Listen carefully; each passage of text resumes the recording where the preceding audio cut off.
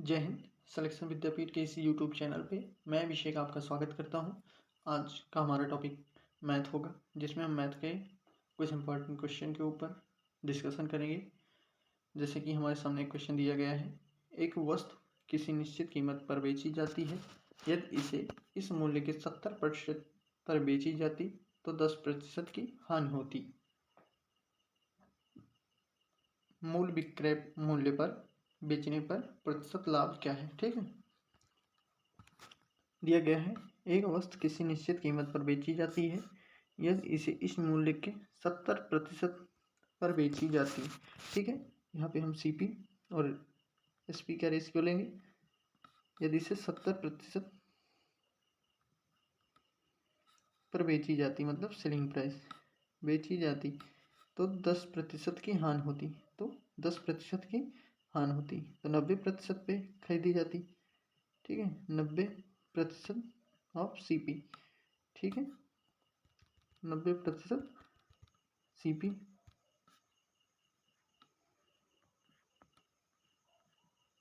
प्रतिशत से प्रतिशत कट जाएगा, जीरो से जीरो कट जाएगा। तो सीपी और एसपी का रेशियो हमारे पास कितना आएगा? सीपी और एसपी का रेशियो हमारे पास आएगा 7:9। ठीक है, सीपी हमारे पास 7 आ जाएगा और एसपी हमारे पास कितना आएगा? एसपी हमारे पास 9 आ जाएगा। ठीक है, सीपी हमारे पास 7, एसपी हमारे पास 9। पूछा है मूल विक्रय मूल्य पर बेचने पर प्रतिशत लाभ क्या होगा। ठीक है, इसका मूल विक्रय मूल्य पर बेचने पर प्रतिशत लाभ क्या होगा। ठीक है, तो 2 का लाभ होगा 7 पे। मूल विक्रय मूल्य 9 है, क्रय मूल्य 7 है, तो 7 से 9 कितना? 2 अधिक। ठीक है, कितना ज़्यादा है? 2 ज़्यादा है। 2 का प्रॉफिट 7 पे। ठीक है, इंटू प्रतिशत में निकालने के लिए 100। ये देखिए प्रतिशत लाभ दिया है, प्रतिशत निकालने के 100 करेंगे तो 200/7%। ये हमारा आंसर हो जाएगा। अगर 200% को हम 7 सॉल्व करेंगे तो ये 7 दूनी 14, 7 अठे 56, 4/7%। ठीक है, ये हमारा आंसर कितना हो जाएगा? 28 सही, 4/7%। ये भी हमारा सही है। ठीक है, क्वेश्चन अगला क्वेश्चन देखते हैं। जैसे हमारे पास अगला क्वेश्चन दिया गया है हमारे सामने, एक वस्तु को एक निश्चित मूल्य पर बेचा गया। एक वस्तु को एक किसी निश्चित कीमत पर बेचा गया है, यदि इसे उस मूल्य के 4/5 पर, ठीक है, यदि इसे उस मूल्य के 4/5 पर बेचा जाता, 4/5 पर बेचा जाता, मतलब अगर सेलिंग प्राइस 5 था, इसे अगर 4 में बेचा जाता तो 10% की हानि होती। क्या होती? 10% की हानि होती। हमारे हिसाब से कितने की हानि हो रही है? 1 की हानि हो रही है। 1 की हानि कितने के बराबर है? 10% के बराबर। ठीक है, क्या दिया गया है? यदि इसे 4/5 पर बेचा जाता तो 10% की हानि होती। ठीक है, यदि इसे 4/5 में बेचा जाता तो 10% की हानि होती। 10% की हानि होती। तो इसका मतलब है जो 4 में बेचा गया, 10% की हानि, 100 में से अगर 10 घटाएंगे, मूल भिन्न 100% होता है, 100% में 10% घटाएंगे तो कितना हो जाएगा? 90%। तो 4 जो है ये किसकी वैल्यू है? 4 जो है ये किसकी वैल्यू है? ये 90 की वैल्यू है। ठीक है, ये 90% की वैल्यू है। ठीक है, तो बोल रहा है प्रारंभ में वस्तु कितने प्रतिशत लाभ में बेचा गया। ठीक है, मतलब जब 5 में बेचा गया तो कितने प्रतिशत का लाभ हुआ? तो ये 90% 4 के बराबर है। जब 5 में बेचा गया तो कितने का लाभ हुआ? इसको कर लेंगे सॉल्व। ठीक है, तो 2 से काटेंगे 2 बार में, 2 से काटेंगे 45 बार में। 45 का 5 में गुणा करेंगे तो 5 5 25, 2 5 और 20 2 22। ठीक है, 225। ठीक है, इसको जब 2 से काटेंगे तो ये 112.5। मूल भिन्न हमने 100% माना था, क्योंकि 100 में जब 10% की, ये देखिए मूल भिन्न हमने 100 माना था, क्योंकि जब 100 में 10% की हानि बोला था तो 100 माइनस 10 किया था तभी तो 90 आया था। तो ये 100 माइनस 112.5 करेंगे तो ये हमारा कितना आ जाएगा? ये हमारा आएगा 12.5। ठीक है, कितना आएगा? 12.5% का लाभ होता। ठीक है, इसको हम 1 सेकंड मेथड से देख लेते हैं। सेकंड तरीके से इसको हम देखते हैं। ठीक है, ये हमारा मेथड दूसरा रहेगा। ठीक है, इसमें हम CP SP मान के करेंगे, जैसे इसके पिछले वाला सॉल्व किए थे, CP और SP मान के सॉल्व करेंगे। ठीक है, तो वो क्या बोला है, 4/5 पर बेचा जाता है। ठीक है, तो 4/5 SP रेशियो 10% की हानि होती है, 90% CP। ठीक है, इसको सॉल्व करेंगे तो कैसे होगा, CP और SP का प्रतिशत हटाएंगे तो नीचे 100 आ जाएगा, 0 से 0 कैंसिल हो जाएगा, 9/10। ठीक है, तो CP और SP का रेशियो कितना आ जाएगा, CP और SP का रेशियो कितना आएगा, 4/5 इंटू, जब 9/10 को उधर भेजेंगे तो 10/9 हो जाएगा, 10/9 हो जाएगा, 5 से कटेगा 2 बार में, तो CP/SP इज इक्वल टू 8/9। ठीक है, CP और SP का हमारा रेशियो कितना आया, 8/9। ठीक है, तो अब इसमें बोला था प्रारंभ में वस्तु को कितने लाभ प्रतिशत में बेचा गया। ठीक है, प्रारंभ में वस्तु को कितने लाभ प्रतिशत में बेचा गया, तो देख लेते हैं। CP 8 था, SP 9 था, तो 1 रुपये के लाभ में बेचा गया। ठीक है, कितने के लाभ में बेचा गया, 1 रुपये के लाभ में बेचा गया। 1 का लाभ हुआ किस पे, CP पे, 8 पे, इंटू 100 काट देंगे, कितनी बार में जाएगा, 12.5। ठीक है, कितनी बार में जाएगा, 12.5% का लाभ हुआ। उम्मीद करता हूँ ये क्वेश्चन आप लोगों को काफ़ी अच्छे तरीके से समझ में आया होगा। अगर आप लोगों को ये क्वेश्चन अच्छे से समझ में आया है और आज की वीडियो में अगर आपको लगता है कि हाँ कुछ आपको सीखने को मिला, क्वेश्चन का कंटेंट जो था वो बेहतरीन था, तो प्लीज़ हमारे यूट्यूब चैनल को सब्सक्राइब करिएगा और लाइक शेयर करिएगा। अपने अगले क्वेश्चन को हम देखते हैं। जैसे हमारे पास तीसरा क्वेश्चन दिया गया है, सोनू और रामू मिलकर एक काम को 12 दिन में पूरा करते हैं। ठीक है, सोनू और रामू मिलकर एक काम को 12 दिन में पूरा करते हैं। सोनू यदि अकेले 10 दिन तथा शेष काम रामू अकेले 15 दिन तक करे तो कार्य समाप्त हो जाएगा। ठीक है, अकेले रामू, ये रामू होगा, अकेले रामू पूरे काम को कितने दिन में समाप्त करेगा। ठीक है, तो यहाँ पे हम सोनू की एफिशिएंसी S मान लेते हैं और रामू की R। ठीक है, तो बोला है सोनू और रामू अकेले 12 दिन में पूरा कार्य कर सकते हैं।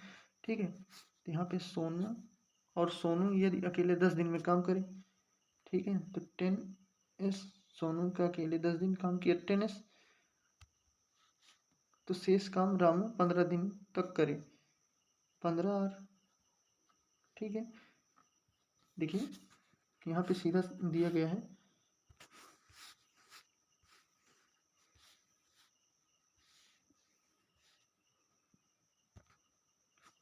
कि सोनू और रामू मिलकर एक काम को 12 दिन में पूरा करते हैं। यदि सोनू अकेले 10 दिन में काम करे तथा शेष काम रामू 15 दिन में करे तो काम समाप्त हो जाएगा। ठीक है, तो काम समाप्त हो जाएगा, मतलब सोनू 10 दिन काम करे, उसके बाद जो काम बचा है वो रामू 15 दिन में करे तो काम समाप्त हो जाएगा। और यहाँ पे दिया गया है सोनू और रामू मिलकर 12 दिन में वो काम जो है समाप्त कर देते हैं। तो यहाँ पे 2 दिन कम काम किया सोनू, उसकी वजह रामू जो है 3 दिन अधिक काम किया। ठीक है, इसको हम इक्वल में लिख सकते हैं, सोनू प्लस रामू का 12 दिन का काम के बराबर ये 10S और 15R है। ठीक है, तो इसमें हम S और R की एफिशिएंसी निकालेंगे। तो 12 का अंदर गुणा कर देंगे, ये कितना हो जाएगा, जब हम 12 का अंदर गुणा कर देंगे इसमें, ये हो जाएगा हमारा कितना, 12R प्लस 12S। ठीक है, जब हम 10S को उधर भेजेंगे और 12R को इधर लाएंगे तो यहाँ पे हो जाएगा 3R इज इक्वल टू, यहाँ पे हो जाएगा 3R इज इक्वल टू, जब 10s उधर जाएगा और उधर 12s में घटेगा तो 2s, आर रेशियो s कितना निकल के आएगा हमारे पास 2:3। ठीक है, रामू की एफिशिएंसी 2 हो जाएगी और श्यामू की एफिशिएंसी 3 हो जाएगी। ठीक है, दोनों मिलके यहाँ पे दिया गया था 12 दिन में काम करते हैं। यहाँ पे रामू 2 दिन, एक दिन में 2 काम, और श्यामू एक दिन में 3 काम करता है। दोनों मिलके 12 दिन में करते हैं। यहाँ पे रामू प्लस श्यामू का एक दिन का कार्य कितना हो जाएगा 2, कितना हो जाएगा यहाँ पे रामू प्लस श्यामू का कार्य 2 प्लस 3, तो एक दिन का कार्य कितना हो जाएगा 5, और टोटल करते हैं 12 दिन में। ठीक है, टोटल काम कितना हो गया 60 हो गया। ठीक है, तो इसमें यहाँ पे हमको दिया पूछा था अकेले रामू पूरे काम को कितने दिन में करेगा। रामू की अकेले की एफिशिएंसी कितना है एक दिन की 2। ठीक है, 2 यूनिट से करेगा। ठीक है, तो कितने दिन में कर देगा 30 बार में करेगा। ठीक, 30 डेज। ठीक है, 30 डेज में यहाँ पे रामू जो है अकेले इस पूरे काम को समाप्त कर देगा अपना। उम्मीद करेंगे ये क्वेश्चन आपको अच्छी तरीके से समझ में आया होगा। अगला क्वेश्चन देखते हैं। जैसे कि ये क्वेश्चन हमारे सामने दिया गया है, एक आदमी एक कार से 200 किलोमीटर की दूरी तय करता है। 40 किलोमीटर की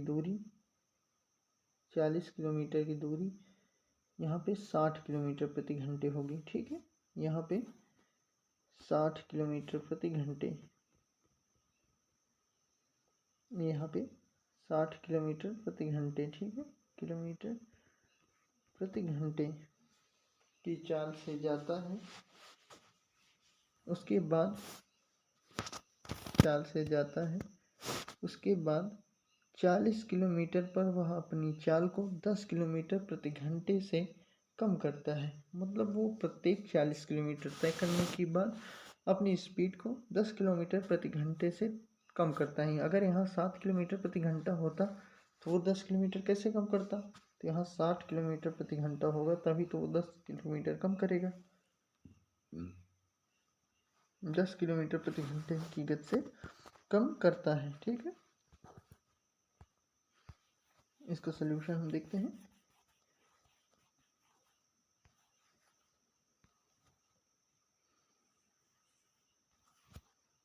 प्रति घंटे की गति से कम करता है। ठीक है, इसका पूछा है एवरेज स्पीड बताइए। औसत चाल बराबर क्या होता है, एवरेज स्पीड बराबर क्या होता है, total distance upon total time. ठीक है, यहाँ पर हमको दिया गया है टोटल डिस्टेंस बराबर कितना दिया गया है 200 किलोमीटर। ठीक है, कितना दिया गया है 200 किलोमीटर। ये तो हम देख चुके हैं कि एवरेज स्पीड बराबर total distance upon total time. ठीक है, तो यहाँ पर हमको टोटल डिस्टेंस कितना दिया गया है 200 किलोमीटर। ठीक है, 200 किलोमीटर, और टोटल टाइम निकालने के लिए प्रत्येक 40 किलोमीटर के बाद वह 10 किलोमीटर की स्पीड कम करता है। तो यहाँ पे हमको 60 किलोमीटर स्पीड हमको दिया गया था। ठीक है, 60 किलोमीटर प्रति घंटे की स्पीड दिया गया था, ये 7 नहीं है। ठीक है, तो पहली स्पीड जो 40 की होगी वो 60 किलोमीटर प्रति घंटे पे होगी। ठीक है, 40 की स्पीड जो है 60 किलोमीटर प्रति घंटे की होगी। अगर 200 किलोमीटर उसको दूरी तय करनी है और 40 किलोमीटर के वो स्टेप ले रहा है, तो कितने स्टेप लेगा 200 किलोमीटर की दूरी तय करने के लिए उसको 5 स्टेप लेना पड़ेगा। ठीक है, पहला स्टेप 60 किलोमीटर प्रति घंटे से, दूसरा स्टेप कितने के लेगा 40 किलोमीटर का 10 किलोमीटर स्पीड कम कर देगा तो 50 किलोमीटर, तीसरा 40 की स्पीड से 40 किलोमीटर प्रति घंटा। अब तीसरा स्टेप लेगा 40 का 30 किलोमीटर प्रति घंटा। कितना किलोमीटर हो गया 40, 80, 120, 160, और एक लास्ट स्टेप लेगा जो 200 किलोमीटर होगा। ये स्टेप 20 किलोमीटर प्रति घंटे से लेगा। ठीक है, 0 से 0 कैंसिल हो जाएगा, ये 2/3 हो जाएगा, 2 दूना 4, 2 3 6। ठीक है, ये कैंसिल हो जाएगा 0 से 0, ये हो जाएगा 4/5, ये 2/3, ये 0 0, 4 से 4 कैंसिल 1, ये 0 0 कैंसिल, 4/3, ये कैंसिल, 2/2 1 कम 2, 2 दूना 4, 2 हो जाएगा। ठीक है, देखते हैं आगे इसको। इसको हम नए पेज पे आगे देख लेते हैं। जिसे हमको दिया था, टोटल स्पीड दिया था 200 किलोमीटर। ठीक है, काटने के बाद हमारी 5 स्टेप में टाइम टोटल कितना आया था, 2/3 कितना आया था, 2/3 प्लस 4/5 आया था, क्योंकि एक स्टेप 40 प्लस 60 से कम किया था तो 50 हुआ था। 0 से 0 कैंसिल हो गया था, 4/5 आया था। ठीक है, कितना आया था, 4/5। तीसरा कितना आया था, 1। चौथा 4/3, पाँचवा 2। ठीक है, तो ये टोटल डिस्टेंस अपन टोटल टाइम, टोटल डिस्टेंस हमारे पास हो गया 20।